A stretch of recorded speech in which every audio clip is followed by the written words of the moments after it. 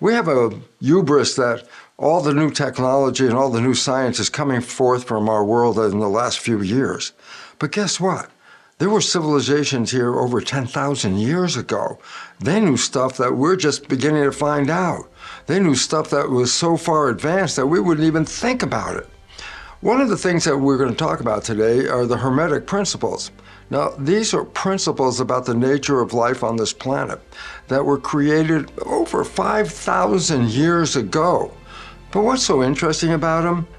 No matter how old they are scientifically accurate at this moment right now. But before we go into them, I'd like to give us a little history about the Hermetic Principles, and then let's compare those principles from 5,000 years ago to what we know today.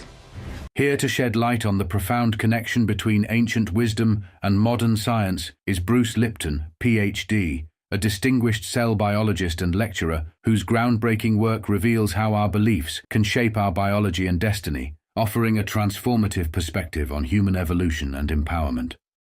The Seven Hermetic Principles originate from an ancient school of thought that stretches back tens of thousands of years. In more recent history, these teachings were compiled in a book written in 1908 called The Kybalion by 3 initiates. This book centers around a mysterious and profound figure known as Hermes Trismegistus, which translates to Hermes, the thrice greatest. Scholars and academics often debate whether Hermes Trismegistus was a real historical figure or a symbolic convergence of an ancient intellectual collective. This enigmatic character shares attributes with other ancient deities, such as Thoth, the Egyptian god of writing and wisdom, and Hermes, the Greek god of communication and the messenger of the gods. The significance of the 7 Hermetic Principles, as we will uncover in this video, lies in their ability to provide a framework for understanding the mechanics and rules that govern reality itself. It's thrilling to witness how ancient wisdom begins to intersect with modern science, particularly quantum physics, forming a focal point that imparts a sense of empowerment and profound knowledge on how to not just live, but thrive in this world. Let's initiate on this path together and discover the timeless wisdom these principles have to offer. The Kybalion introduces the principle of mentalism with the phrase, "The all is mind, the universe is mental." The first principle from the Hermetic series is the principle of mentalism. Well, the concept that they're talking about is that our intelligence, our consciousness, our mental activity is what is actually creating the world that we live in. Well, that sounds like a really weird idea, but guess what? It is ultimate modern quantum physics. Even on the founding day of quantum physics in 1927, Max Planck, one of the founding fathers of this science, recognized that consciousness is creating our life experiences. How you are thinking and what you're believing and how you behave is actually manifesting the experiences we have in this world. Well, Planck gave us the idea that consciousness creates our life experiences. This idea from 1927 is as valid today as it was then. A recent article in the journal Nature, the most prestigious scientific journal on this planet, by Richard Conn Henry, a physicist from Johns Hopkins University, wrote an article entitled The Mental Universe. Well, I'm not going to go through all the details of the article because it's all summed up in the last sentence of the article. Quote, "The universe is immaterial. It's mental and spiritual. Live and enjoy." The concept that quantum physics has revealed is that our mental character is actually creating the world. This is profoundly important just from a simple scientific point of view. For example, we talk about what we call the placebo effect. Someone has an illness, they take a drug that is told to them to be what they needed to heal themselves with, they take the drug, they get better. And then we find out that the drug they took was a sugar pill. So the question is then, what healed this person? And the answer was the positive thinking that resulted from the placebo effect. Well, guess what? There's a consequence of negative thinking. That's called the nocebo effect. And most of the illnesses on this planet can actually be really related back to negative consciousness. The nocebo effect is the opposite of the placebo effect. Yet both placebo and nocebo are mental constructions. And so basically what we have to understand is our thinking indeed is creating our world, and there's a difference between positive thinking and negative thinking. The Kybalion continues with the principle of correspondence, with the phrase, as above, so below. As below, so above. Geometry is the math that provides for structure in space. The geometry that we all took in school was called Euclidean geometry. If you remember, that's a geometry with squares and triangles, circles, pyramids, all these kinds of objects and structure in space. Well, it's very interesting because the Euclidean geometry is what we use to create our world today. The houses, the buildings, even the technology and electronics, etc., all comes down to understanding the geometry of a Euclidean nature, okay? Well, here's the issue. Is there a geometry that makes a tree? Is there a geometry that makes a snail? Yes, there is. And it turns out it's called fractal geometry. It's a very simple equation. But here's the nature of the equation, that you solve the equation and you get an answer. But the neat part is now you take the answer and feed it back into the same equation, solve it again. You get another answer. Take that answer, feed it back in. It's an iteration. It's a repeat of the same pattern over and over again, using, guess what? The same original formula. Since you're using the same equation, the patterns in the geometry repeat themselves at higher or lower levels of organization. So if you're trying to understand a pattern at a higher level of organization, then you could go back and look for the same pattern at a lower level of that mathematics, make sense out of it at the lower level, and then take that information and understand the higher level. It comes down to something you've heard your whole life. It's called as above, so below. So basically, it said you can see the structure of the universe in patterns that replicate in self-similar fashion at any level of organization. This very simple one that I work with all the time is cell biology. You can look at the human and say, look at all the functions in this human body. Well, that's very complex, 50 trillion cells. But guess what? In a single nucleated cell in your body, all the functions that you have in your body are already present in a cell. The cell has respiration, digestion, excretion. Cells even have an immune system. It's the same mechanism that's used in the higher organization, which is then a human body. In other words, there's a repetition in the structure from as above to below, not a new age idea, but a fundamental principle and fractal geometry. Now, an interesting point about it is, as far as we know, fractal geometry came into awareness in the 1980s with Mandelbrot. Well, obviously, 5,000 years ago, they obviously knew it as well, which then says, how smart are we, or how smart were the people that gave rise to us? This is an important part for looking at the nature of the Hermetic principles. The Kybalion moves forward with the third principle, vibration, with the phrase, nothing rests, everything moves, everything vibrates. The principle of vibration is so interesting because everything in the universe is moving all the time. It's always vibrating and moving. When quantum physics first looked at the atom, as the earlier physicists, they saw the physical structures of protons, neutrons, and electrons. But as they started to take it apart, they found out at the very bottom, there wasn't anything physical, it was a vortex of energy. You can visualize energy by taking a rock and dropping it into a pond. Well, the energy of the rock as it hits the water is translated into the pond water. What is the result? Ripples that radiate out, ripples and ripples radiating out. That is the shape of energy. The energy is a force who is shaping matter. It's the energy underneath the water. It's continuously vibrating. Waves and ripples come out of atoms. Atoms are spinning vortexes of energy, and in the process, they make waves, and these ripples go out into space. Everything in the known universe in regard to the physical experience is based on atoms, and all atoms are energy vortices with ripples that radiate out.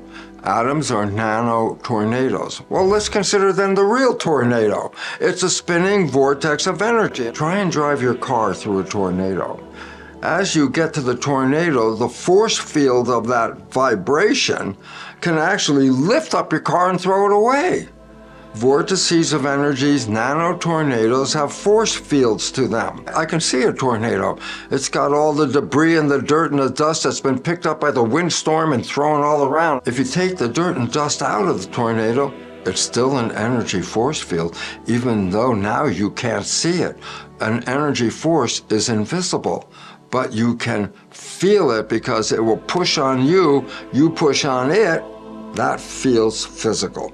As far as we know, the ancient people weren't talking quantum physics, but they obviously knew quantum physics because they understood the nature of the vibration. Even though they live in a world like we live in the world that appears to be physical, this ancient wisdom was built into the Hermetic principles. The Kybalion progresses to the fourth principle, polarity, marked by the phrase, everything is dual. Everything has poles. Everything has its pair of opposites. Like and unlike are the same. Opposites are identical in nature, but different in degree. Extremes meet. All truths are but half-truths.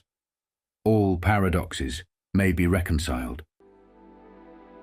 The Hermetic principle of polarity talks about the fact that there are opposites, but they're the same. How can they be opposites and be the same? Well, let's go back to the understanding of an atom. And I talked about the fact that an atom, you can see its action through the ripples in a pond. And it's sort of actually what is called a sine wave. And a sine wave goes up, and a sine wave goes down, and a sine wave goes up, and it goes down. But there's a midpoint. At the midpoint, if you look at the wave going up, we would say that's the positive. But when it goes back down to the midpoint and goes under the midpoint, that's the negative. So we talk about a graph with a line positive above, negative below. But guess what? The same ripple is positive for some part and then negative for the other part.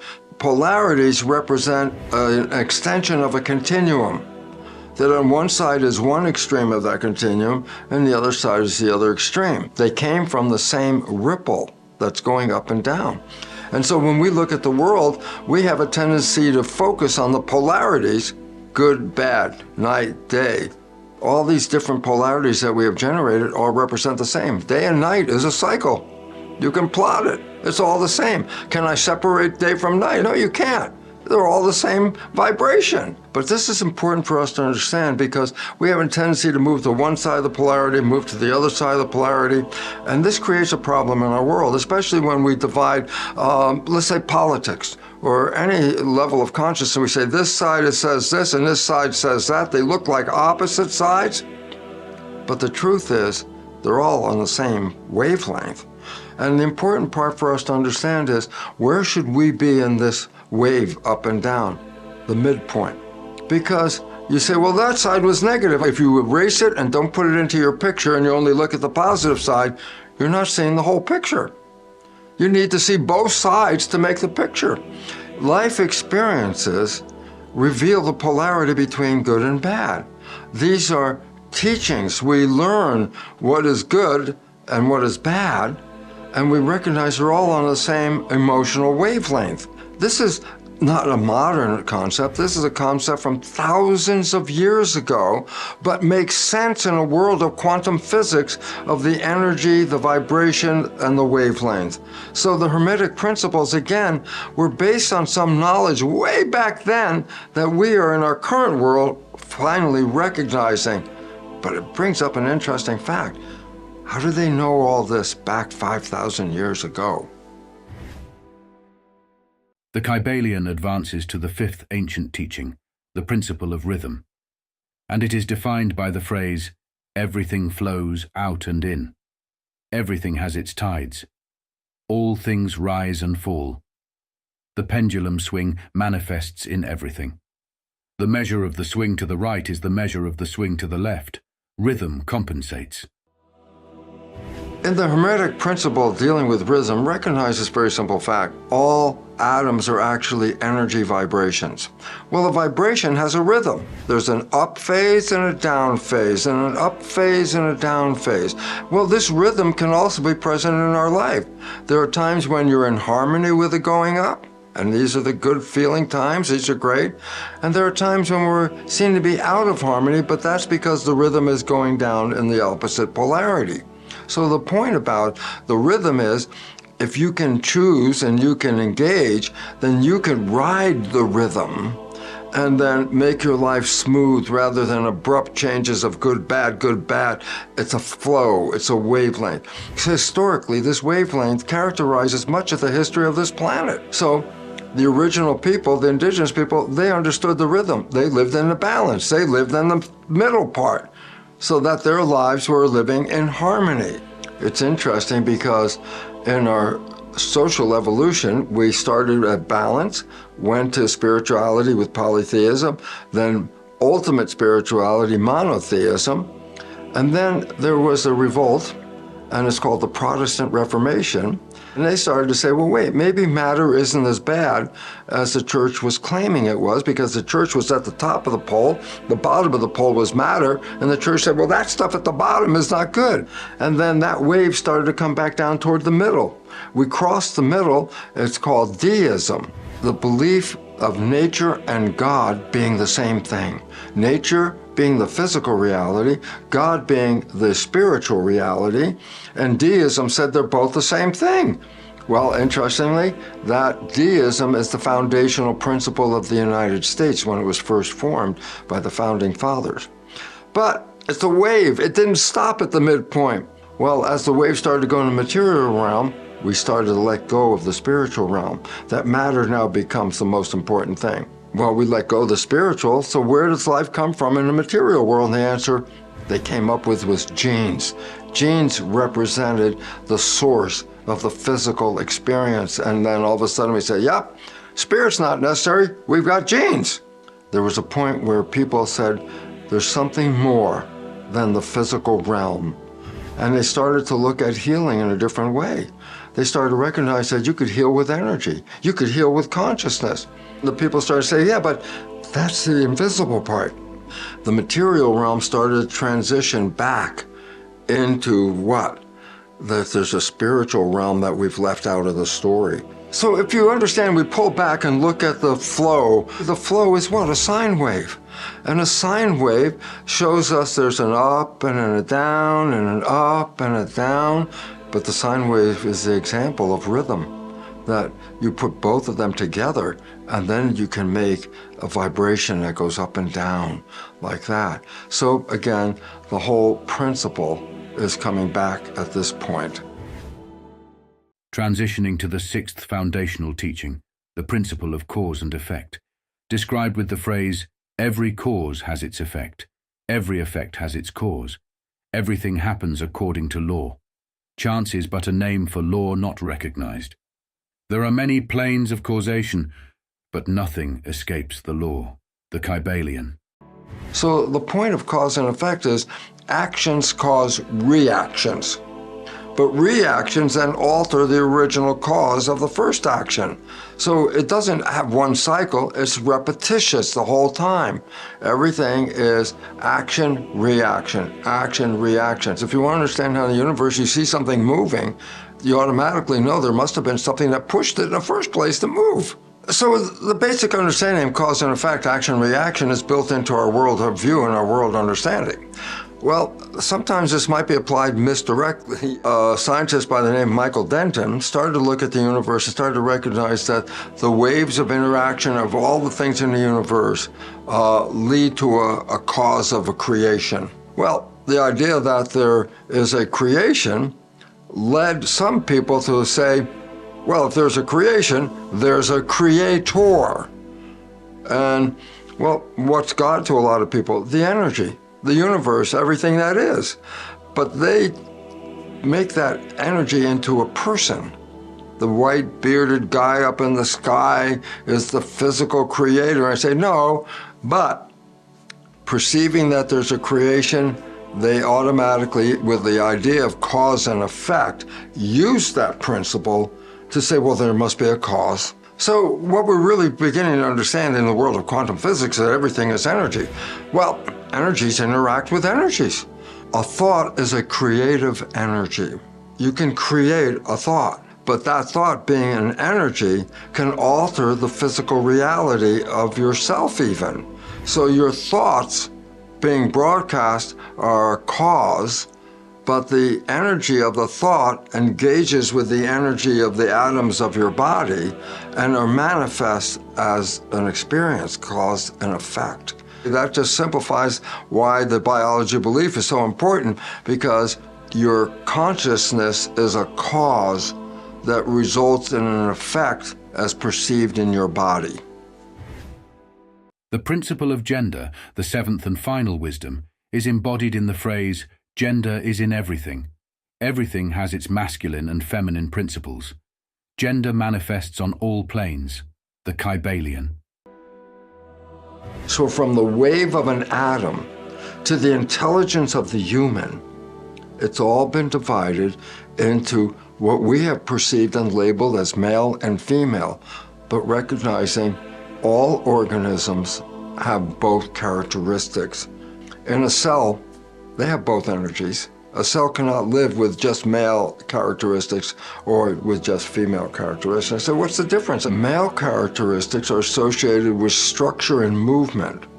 Female characteristics are associated with vegetation and reproduction. In other words, growth, and this is support. Both support and growth are in every present cell. You have the support part, which is your skeleton, in fact. That's a big deal, the muscles and the skeleton. But you have the vegetative part. Well, those are the organs of the gut that are taking care of the metabolism, cleaning up the system. Over the evolution, the cell started to split because of differentiation of function. And one cell says, okay, I'll handle the support, but I can only work with it if you handle the vegetative. So it took both the male and female, but you have to work them together. And the significance about this is even in the cell, both of them are there, but it's even in the human. In the human, we have both a female and male characteristic to it. And the simplest one is just look at the brain. There's a line right down the middle of the brain. That line separates what are called the hemispheres, left and right. Well, they're totally two different functions. The left hemisphere is associated with intellectual thinking and stuff like that. The right hemisphere is associated with emotion. Gender plays an important role, but then also recognize this, just like polarity that we talked about before, it's all on the same wavelength. They're not separate from each other. Both are required. Emphasize the left, more intellectual. Emphasize the right, more emotional. And then label them as what? Male, intellectual, female, emotional. They were the same thing. They were always a continuum of the same thing. There is a difference in gender, yes, but we have created an artificial separation of that through the programming that we acquire in the first 7 years of our life. Human programming has caused a separation. You want to understand how to live in harmony? Go back and recognize each of the principles in the Hermetic series, because when you put them all together, it is a guide for us to thrive into the future. And it's interesting because there's an old saying from Mark Twain. He said, "The older I get, the smarter my father becomes." And the idea is the older we get in civilization, now we can look back and say how smart those people were at the very beginning. And we should honor that. We've compiled a list of the mechanisms that explain how the universe works. Understanding these mechanisms is crucial because it shows that by using them, you can manifest the life you desire. The key word here is use. Simply being aware of these mechanisms without applying them is a waste of your time and life. You must actively use these principles in your daily life as they determine the character of your life. Think about what you truly care about in this world. What excites you and makes you feel passionate about living? Discover what drives your heart and makes you feel good. Turn this discovery into an intention. It's not just about knowledge. Intention means actively striving toward something. What are you striving toward in your life? This is important because many of us focus on what we don't want instead of what we do want. According to the Hermetic Principles, you can manifest what's in your mind. Therefore, focus on the positive picture you want to create. By placing that picture in your consciousness and manifesting it through intention, you can create your desired experience. Now that you have a clear picture of what you want and know what you like, you must set an intention and activate it to manifest the experience. You are the creator, and that's exactly how you do it.